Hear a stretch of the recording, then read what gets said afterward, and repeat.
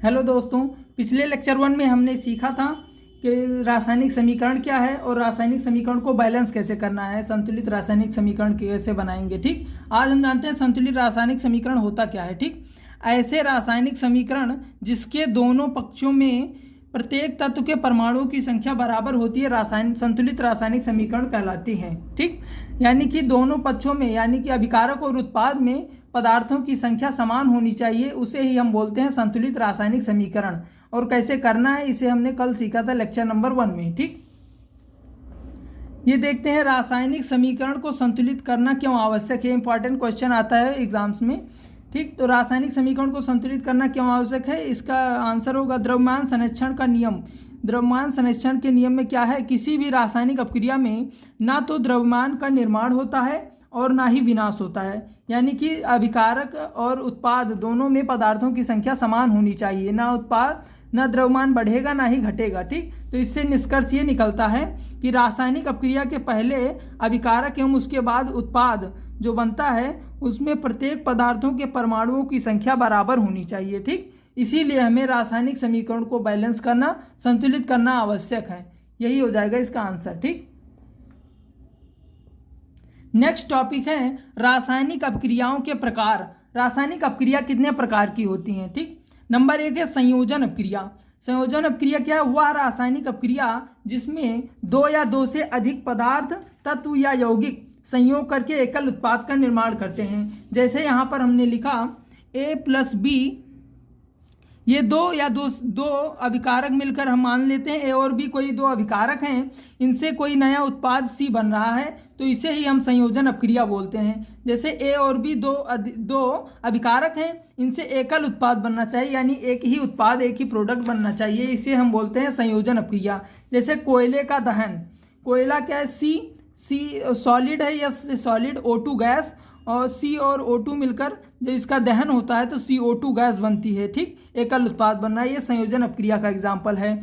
जल का निर्माण 2H2 + O2 gives out 2H2O, ये है जल का निर्माण। यहाँ पर भी संयोजन अपक्रिया हो रहा है क्योंकि एकल उत्पाद का निर्माण हो रहा है। ठीक, NH3 ammonia + HCl hydrogen chloride gives out NH4Cl ammonium chloride. ठीक, अमोनिया और हाइड्रोजन क्लोराइड के रिएक्शन से क्या बनता है, अमोनियम क्लोराइड। यहाँ पर हम जो रिएक्शन लिखा रहे हैं ऐसे ही रिएक्शन आप एक एक करके एक साथ लिखते रहिए और आपको रिएक्शन याद हो जाएगा। ठीक, नेक्स्ट है वियोजन या अपघटन अपक्रिया क्या है। वियोजन अपक्रिया क्या होती है, वह रासायनिक अपक्रिया जिसमें अभिकारक बाह्य कारकों के प्रभाव द्वारा अपने अवयवी तत्वों लघु यौगिकों में अपघटित हो जाता है, वियोजन अपक्रिया कहलाती है। वियोजन अपक्रिया 3 प्रकार की होती हैं। पहले प्रकार में ऊष्मा द्वारा वियोजन होता है, दूसरे प्रकार में प्रकाश द्वारा वियोजन होता है और तीसरे प्रकार में वैद्युत धारा द्वारा वियोजन होता है। इन्हें हम बोलते हैं वियोजन अपक्रियाएं यानी अपघटन अपक्रियाएं।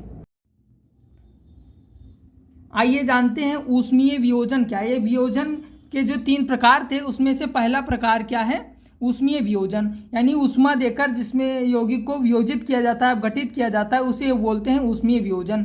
जैसे कैल्शियम कार्बोनेट को ऊष्मीय अपघटन द्वारा कैल्शियम ऑक्साइड और कार्बन डाइऑक्साइड में अपघटित किया जाता है। इससे ऊष्मा देकर ऊष्मीय वियोजन होगा तो उसमें ऊष्मा दिया जाएगा यौगिक को और वियोजित हो जाएगा वो अपने छोटे छोटे अवयवों में। ठीक, दूसरा उसका टाइप है, दूसरा प्रकार है प्रकाशीय वियोजन या अपघटन, इसे भी बोलते हैं वियोजन को। ठीक, जब वियोजन प्रकाश के द्वारा होता है तब यह प्रकाशीय वियोजन या प्रकाश अपघटन कहलाती है। यानी कि वियोजन किससे होगा, प्रकाश द्वारा होगा।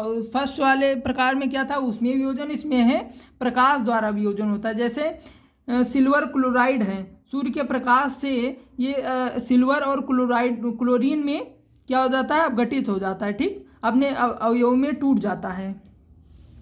थर्ड टाइप है वैद्युत वियोजन। वैद्युत वियोजन क्या होता है, इसमें विद्युत धारा प्रवाहित करके जलीय विलयन में यौगिक के विद्युत धारा प्रवाहित करते हैं जिससे वो अपने अवयवी तत्वों में टूट जाता है। जैसे H2O अम्लीय जल में विद्युत अपघटन होता है।